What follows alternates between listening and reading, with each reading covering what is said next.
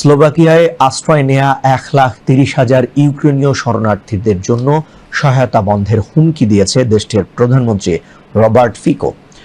Ukraine রাশিয়ার gas সরবরাহ line বন্ধ করে দেয়ায় এই হুমকি দিয়েছে স্লোভাকিয়া। চলতি বছরের 1 জানুয়ারি রাশিয়ার একটি গ্যাস সরবরাহ লাইন বন্ধ করে দেয় ইউক্রেন। ওই গ্যাস সরবরাহ লাইনের মাধ্যমে মধ্য ইউরোপে গ্যাস সরবরাহ করে থাকে রাশিয়া। আর ওই গ্যাস সরবরাহ লাইনের প্রবেশ পথেই রয়েছে স্লোভাকিয়া। এই গ্যাস সরবরাহ লাইনের মাধ্যমে বহু মিলিয়ন ইউরো ট্রানজিট ফি পায় স্লোভাকিয়া। ইউক্রেন গ্যাস সরবরাহ বন্ধ করে দেয়ায় আর্থিকভাবে ক্ষতিগ্রস্ত হচ্ছে স্লোভাকিয়া সরকার। এর আগে ডিসেম্বরে স্লোভাকিয়ার প্রধানমন্ত্রী ফিকো রুশ প্রেসিডেন্ট ভ্লাদিমির পুতিনের সঙ্গে আলোচনার জন্য আকস্মিকভাবে মস্কো সফর করেন।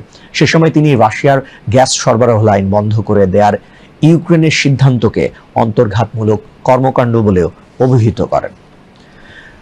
রবার্ট ফিকো বলেন, তিনি ইউক্রেনে বিদ্যুৎ সরবরাহ বন্ধ এবং স্লোভাকিয়ায় আশ্রয় নেয় ইউক্রেনীয় নাগরিকদের জন্য সহায়তা কমিয়ে দেওয়ার প্রস্তাব করবেন। স্লোভাকিয়ার প্রধানমন্ত্রী জানান, ইউক্রেন রাশিয়ার গ্যাস সরবরাহ লাইন বন্ধ করে দেয়ায় স্লোভাকিয়ার গ্যাসে কোনো সংকট হবে না, কারণ তারা বিকল্প ব্যবস্থা করেছেন। কিন্তু এই গ্যাস সরবরাহ লাইন বন্ধের ফলে প্রায় 500 মিলিয়ন ইউরো ফি থেকে বঞ্চিত হবে স্লোভাকিয়া।